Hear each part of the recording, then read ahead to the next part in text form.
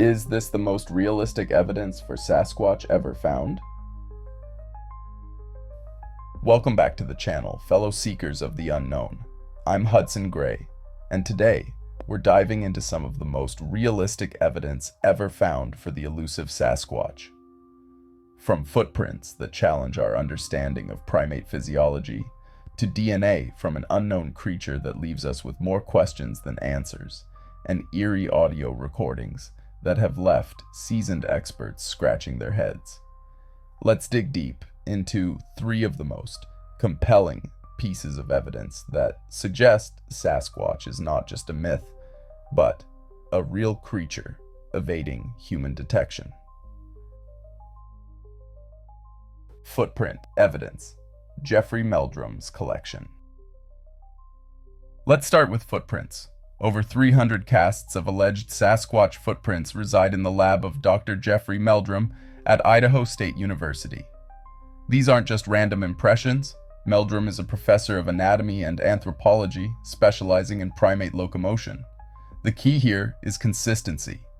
These oversized, human-like prints have distinct anatomical markers, mid-tarsal breaks, consistent toe patterns, and even signs of weight distribution that match a bipedal creature far larger than any human.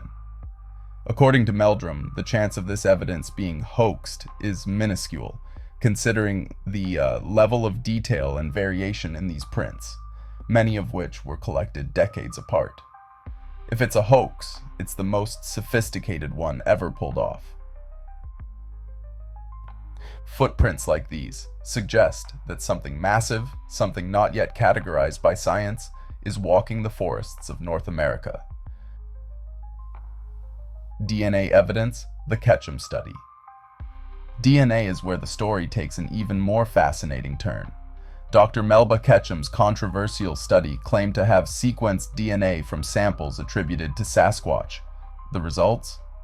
The mitochondrial DNA, the part passed down from the mother, was human, but the nuclear DNA, inherited from both parents, was unknown, not matching any known primate.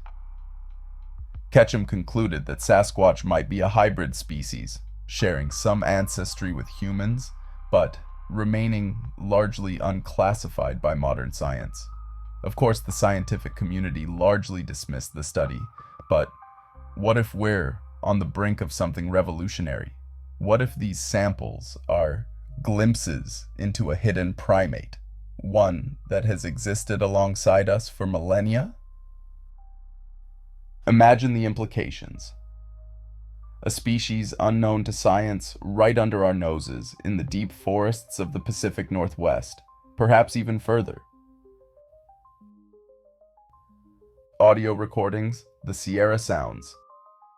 Now let's talk about audio. The Sierra Sounds, recorded by Ron Moorhead and Al Berry in the early 1970s, are considered some of the best vocal evidence for Sasquatch. These recordings capture a series of vocalizations, howls, growls, and eerie whooping sounds in the remote Sierra Nevada mountains. What sets these sounds apart is that they were analyzed by crypto-linguists and audio experts, who confirmed that the vocal range is beyond that of human capabilities. Dr. Robert Lieberman, an audio expert, even suggested that the creatures responsible for these sounds stood at least 7.5 feet tall, based on the depth and resonance of their vocalizations. I will now play a snippet from the original recordings by Ron Moorhead and Al Berry.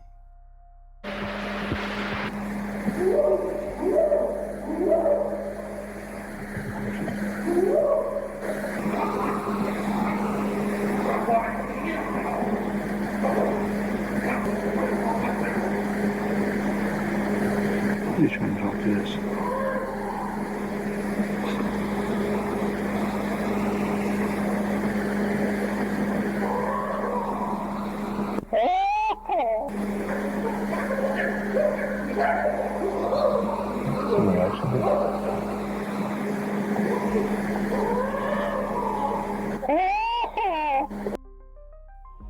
The recordings suggest communication, almost like a primitive language, And while skeptics argue it could be faked, the clarity and complexity of the sounds make that hard to believe.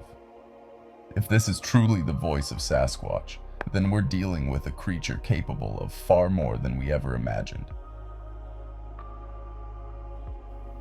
So there you have it. Footprints that defy explanation, DNA that hints at a hidden species, and audio recordings that shake the foundations of what we know about primate communication. Could this be the proof we've been waiting for? Or are we still grasping at shadows in the woods?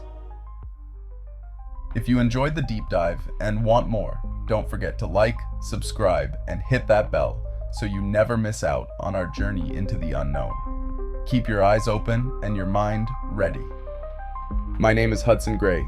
Thank you for tuning in. Until next time.